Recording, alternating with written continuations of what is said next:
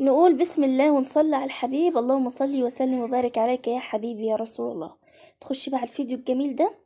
معايا هنا حلة حطيت فيها بصلتين، جزراية كده متقطعة، طماطماية، ورق لوري، عود قرفة، ومعلقة نص معلقة يعني او اقل من نص المعلقة سمنة بلدي. نشوح بقى الخضار بتاعنا، وكمان فصين من الثوم ونص قرن فلفل حامي. هنحط كزبرة ناشفة، وهنحط كاري، هنحط فلفل اسمر، والملح بتاعنا. ونشوح بقى زي ما قلت لكم البصل والطماطم والجزر والحاجات اللي احنا حطيناها دي. واول كده ما يتشوحوا هننزل بقى ايه بالفراخ. تمام، نزلنا بقى كده بالفراخ بتاعتنا. هنشوح بقى الفراخ مع البصل والطماطم والحاجات اللي احنا حطيناها في الاول دي. واول ما الفراخ بتاعتنا تتشوح ولونها يتغير هننزل بقى عليهم بمية مغلية. تمام، بس اهم حاجة الفراخ بتاعتنا تتشوح كويس. شايفين بقى لونه وجماله وحلاوة الشوربة بتاعتنا عاملة ازاي؟ يا سيدي بقى شوح الفراخ، صدقيني هتاخد دي احلى واطعم شوربة. هنعمل بيه ايه؟ طبعا هنا كانت الفراخ استوت، جبنا بقى حلة، وشايفين السمونية بتاعت الفراخ دي هنشيلها بقى ايه من على الوش كده. تمام، اللي هنعمل ايه؟ هنعمل قلقاس.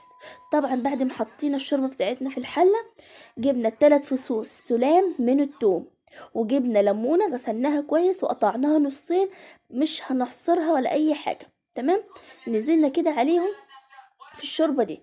واول ما الشوربة بتاعتنا تغلي، طبعا القلقاس بيتغسل كويس جدا. طب بنغسله ازاي؟ بتنقعي في مية مغلية وشوية ملح، وتفضلي بقى تدعكي فيهم لغايه ما ايه ما الزملاء بتاعت القلقاس دي تنزل، وتحطي بيه تحطي على مصفى، وتحطي بقى تحت الحنفيه وتفضلي تغسلي فيه لغايه ما الزملاء اللي فيه تروح منه.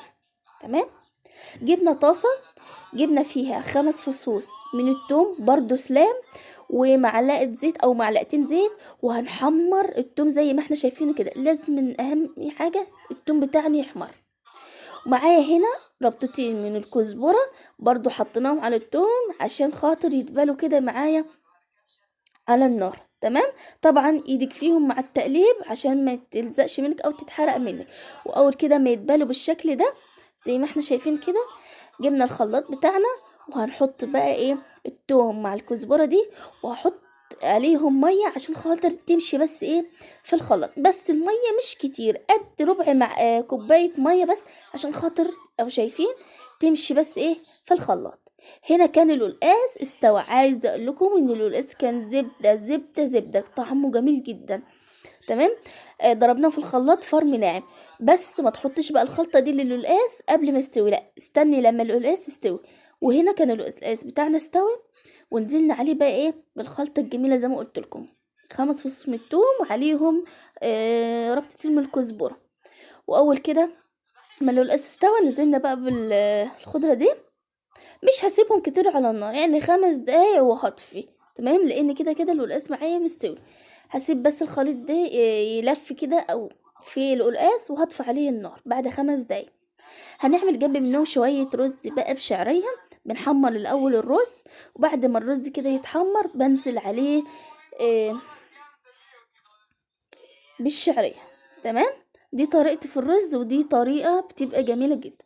هنا كان الرز استوى والقلقاس استوى، الفراخ كل حاجة مستوية. ده الغدا بقى بتاع النهاردة. وما بقى تشجعوا وهاتيلك القلقاسية كده واعمليه. ولو بتشوفيني لأول مرة ما تنسيش تشتركي في القناة وتفعلي زر الجرس عشان يوصلك كل فيديو بنزله. وألف هنا للي شاف، وألف هنا للي أكل.